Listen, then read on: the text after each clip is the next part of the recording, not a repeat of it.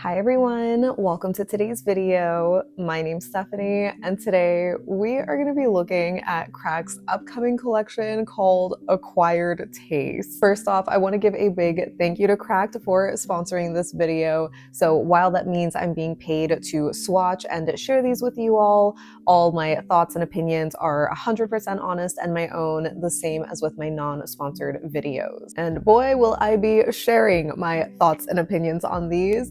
The Acquired Taste collection is an 8-piece lineup of these murky, questionable kind of colors, overall having a very prugly kind of vibe, and it's definitely not your traditional holiday collection. So alongside that, I will also be reviewing the new Jelly of the Month shade, as well as a bonus shade. So as always, I'll save more of my thoughts for everything at the end after comparisons. For now, let me just show you the swatches. The first polish we have is Caviar, which is a black base with a fine green and purple shimmer. Even though it sounds like it's described as two separate shimmers, I personally see it as a purple shimmer that shifts to green and extreme lighting, which I will show in a bit. But yeah, this had a flawless formula. It was very highly pigmented, super even coverage on the first coat, not quite a one coater, though maybe you could get away with it if your nails are shorter, but of course I just did two to make it fully opaque. I can't imagine anybody needing a third coat for this, even if your nails are longer than mine, because it does have a black base. But yeah, this looks really nice. I think the shimmer is really pretty. It's just more on the subtle side, not super glowy, but hopefully you can see the shift to green here. Next we have Squashed, which is described as a yellow jelly with green shimmers. I can agree with that. It is yellow, but it is a very strong brown leaning yellow, sort of in the mustard territory, but a bit darker, as you'll see later in comparisons. And this one had much more of a jelly leaning base. You can see just how sheer it is on the first coat, but it is very even coverage, so it does build up really nicely. The shimmer in this is definitely a bit more glowy compared to the last shade, but yeah, probably to no one's surprise, I'm not really feeling this shade. The base color is just that strange combination of brown and yellow that kind of makes me feel sick. Objectively speaking, it's a great polish though, fantastic formula, and I do like that the shimmer shifts from green to pink in extreme lighting. Up next we have Gherkin, and this is a purple with a muddy green magnetic pigment and flecks of pink shimmers. So this had another fantastic formula. It's a little bit on the jelly leaning side, but very highly pigmented, as you can see. So maybe closer to Caviar. It provided great coverage on the first coat and only needed two to make it fully opaque. I know it looks super dark here, but you can tell it has that really dark purple sort of color to the base, though I think in other kind of lower lighting it is going to be dark enough that it looks black. The shimmer was really pretty too. There's nice contrast. You can even see it goes from this chartreusey color to a teal green in extreme lighting. I think I actually prefer this one in the cat eye effect because you see that pink shimmer in the background, but it does look really gorgeous velvetized too.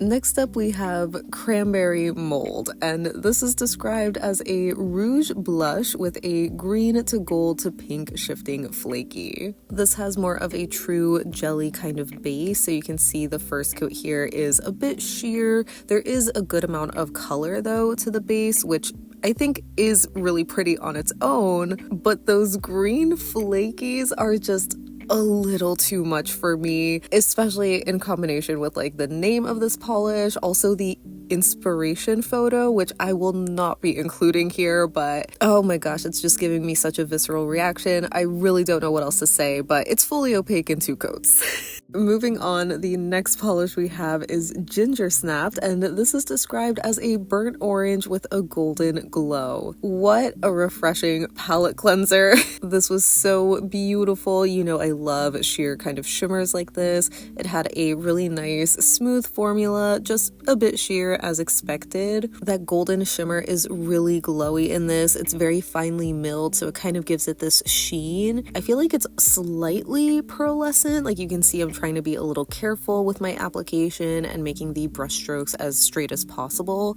though it doesn't look super brush strokey. And while I think it did build up beautifully in 2 coats and I think it's passable, I did also want to show this in a 3rd coat just to show you how much more coverage you get, where you still can make out a hint of nail line. Up next we have Cream of Mushroom, which I believe is Cracked Polish's first speckled polish, but this one is described as a dark tan with black flakies. The formula was divine on this. It just glides on the nail. It's definitely what I would call a true crully sort of base, where you can see it's very even coverage. There is a little bit of squishiness, but it builds up to be fully opaque in 2 coats. I know black flakies aren't for everybody, but I feel like I didn't really hate this one, though I'm not a big fan of this like ecru color.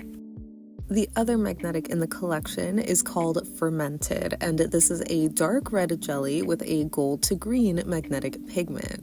No, I am not repeating myself here. Don't worry, I will be showing a comparison of these two soon enough. But as a reminder, the first magnetic was a dark purple, and this is the deep wine red. The only other difference is that this one doesn't have the additional pink shimmers in the background. It's just the base and the magnetic pigment. I guess the magnetic is also slightly different as well, being this golden yellow color, but it basically has the same formula otherwise, being this very highly pigmented jelly leaning base that's pretty much fully opaque in 2 coats. I also thought the magnetic shimmer had such a cool shift going from this golden yellow to this sort of silvery color. I just wish it stood out a little bit more, but either way, this looked really gorgeous in the velvet effect too.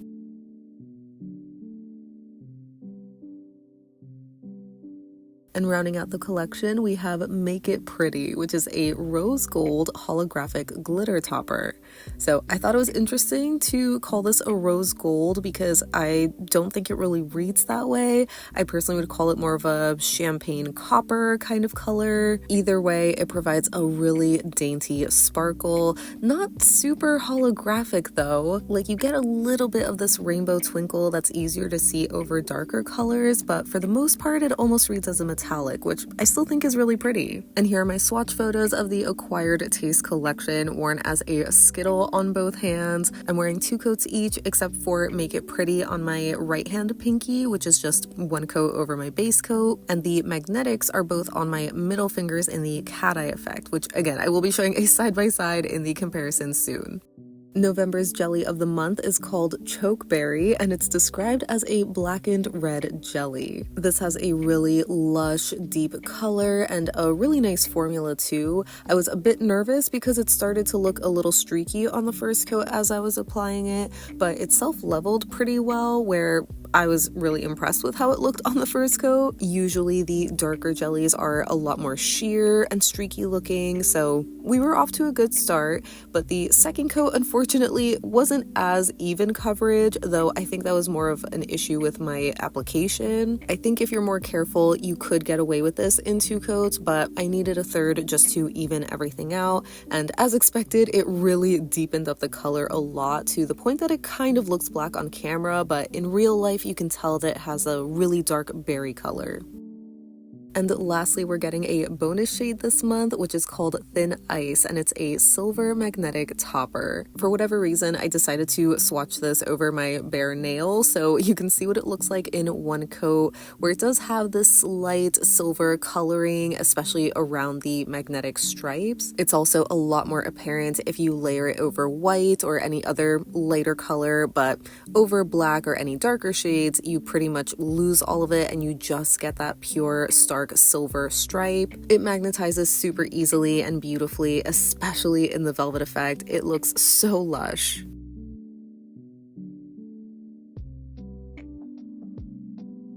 Moving on to comparisons, we're starting with Caviar, and I wanted to show this next to Velvet Seat Cushion and Secret Purple, which are two other dark, shimmery purples. Finish-wise, I would say Caviar is a little closer to Velvet Seat Cushion, having that more speckly shimmer finish, because Secret Purple is that smooth metallic, but obviously Caviar is a black base, so it's not a dupe. The closest that I have to a dupe, though, is ILNP's Bewitched from a previous Halloween collection. This has a black or blackened purple kind of base. Either way, it's super, super dark, and it also has this purple metallic kind of shimmer. I would say they are both very subtle, but still have a nice sparkle in direct light, if that makes sense. The shimmer in ILNP is slightly larger, and it also kind of shifts to copper instead of green. Then for Squashed, here it is next to Crop Dusted, which is a kind of bright mustard yellow. That one is a Crowley with more of a golden shimmer, so not close enough. I think Mustard is even closer, but as I'm sure you can tell, that is a much brighter kind of base color, a little bit warmer too. So since it's missing that greenish shimmer, I thought I could just layer Mooncat's Demeter's Harvest on top of that, which kind of gives it a similar vibe, but the shimmer is just a little too overpowering, probably because it's acting as a topper instead of being in the jelly base. And finally, for the magnetics, here are Gherkin and Fermented in 2 coats each, unmagnetized, so you can just see the difference in their shimmer particles, where Gherkin is much more finely milled and densely packed, just giving this more greenish sheen. There's also that slight color difference in extreme lighting, and again, the difference in their base colors as well once you see them in the cat eye effect. If anything, these two magnetics remind me the most of the Cirque magnetics, so Gherkin being the closest to Pipe Dream, being the purple with the greenish shimmer, but Cracked is much more pigmented and less jelly. Next for Ginger Snapped, this one reminded me of Sylvanclaw's Timeless, which I knew wasn't going to be a dupe because of the finish being more of this shimmery metallic, but I thought the colors were kind of close. The smoother shimmer finish actually reminded me most of ILNP's Sundown, but again, I also knew that wasn't going to be a dupe because it was just a much lighter shade. So Ginger Snapped is somewhere in between these two. Next for Cream of Mushroom, this one immediately reminded me of Cirque's Pebble, which is one of their speckled polishes. It's definitely the closest in terms of the color with the black flakies, but as I'm sure you can tell, Pebble is much lighter, maybe slightly less yellow too, and the flakies are much smaller. Then for Fermented, I wanted to show this next to Mooncat's Forbidden Fruit since I thought the burgundy base was going to be closer to this one. It's a little bit lighter and the shimmer is also more green instead of gold. So Forbidden Fruit is like the in-between of the two Cracked magnetics. So then that also reminded me of Starrely's Aurora Ignite, which is a deep red base with a gold magnetic shimmer. I would say these two are a bit closer, but Starrily is just, again, a shade or two lighter. It's not as deep in color, but the bigger difference, I think, is the magnetic shimmer has a different shift in extreme lighting, where it almost goes to this purpley pink color instead of that cooler silver. And like I mentioned before, this one was reminding me of the Cirque magnetic, specifically Delusions of Grandeur, having that deep red base, but I think the shimmer in that is a bit more green. For Make It Pretty, I wanted to quickly show it next to ILNP's Empress, which is also described as a rose gold topper. That one is definitely very pink though, so maybe they're both rose gold. For an actual comparison, this reminded me a lot of Olive Ave's Evolve, which is their biodegradable glitter topper that just came out. It's also in this copper color, which I think is a little closer to Make It Pretty, but on the nail, they definitely have a different look where Make It Pretty has a bit more sparkle.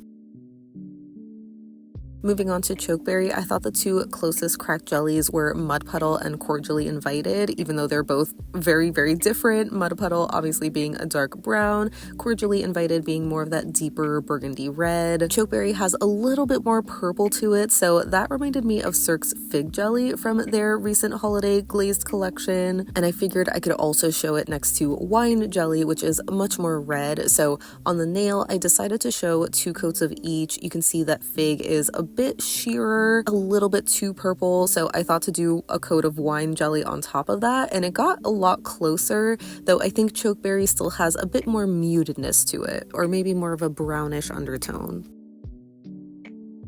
And lastly, for thin ice, we of course are looking at it next to Cirque's Chemistry and Holo Taco's Magnetic Taco, which are two other silver magnetic toppers. Hopefully you can see that Cirque's has a slightly different color, where thin ice just looks like an exact dupe to Magnetic Taco, but on the nail they basically all read as the same thing. So if you missed out on Magnetic Taco, thin ice is a really great and affordable alternative.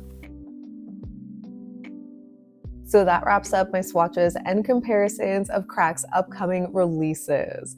As always, I would love to know what you think of these because I don't even know where to start. I guess starting with the Acquired Taste collection, that was such a roller coaster of emotion because, as you might know, I am not really a Prugly lover by any means, though I feel like I have come around to some shades over the last couple of years. But man, opening up and swatching each of these was just such an experience where I was channeling Brittany Broski trying kombucha for the first time, where one shade had me like, ew, no, this is so not for me. But then the next shade was like, actually, wait, this isn't that bad. And I feel like the majority of these polishes, I would say 5 to 6 of them, are not bad. Like, I kind of actually really like them. Maybe it's like the inspiration that just still has that like funny feeling for me where, you know, when I think of this as a collection, I can't say that I like the idea or the concept, but you know, looking at the polishes individually, they're not bad. And so that has me questioning, like, am I actually a Prugly lover? Or are these even Prugly to begin with? I mean, obviously a couple of them like really are, right? But the majority of them, I'm like questioning, you know, do they deserve to be called Prugly shades, or is it really just my taste evolving? Such an interesting thing to think about, and I appreciate Monique for, you know, having her vision where she's a Prugly lover and she is not sorry about it. She's like, you know what, this is what you guys are getting this year, and that's what it is. And I cannot respect her anymore for doing that and just following through with what she wants to put out, you know, knowing that this is not going to be for everybody, because it also is kind of like pushing my boundaries and again making me realize, you know, maybe I'm not such a Prugly hater, but I don't know. I really would love to hear what you all think of these, whether you love them or hate them. And also let me know what you think of the new jelly this month and the magnetic topper, because that's so exciting to see. So if you're interested in any of these upcoming releases, they're going to be launching next Friday, November 28th at 11 a.m. Eastern time, alongside with Crack's Black Friday sale. It'll be 20% off site-wide, and in very exciting news, you can also stack affiliate codes, so it'll save you 30% off your total. As a reminder, I am an affiliate with Cracked, so if you use my code YOGI10, you'll save an extra 10% off and also support me and my channel, which is always greatly appreciated. A big thank you if you do use my code this month while shopping Cracked, but even if you don't pick up anything, I would love to hear your thoughts so we can chat about it. But thank you so much for hanging out with me today. I hope you have a great rest of your day, and I'll see you in the next one. Bye!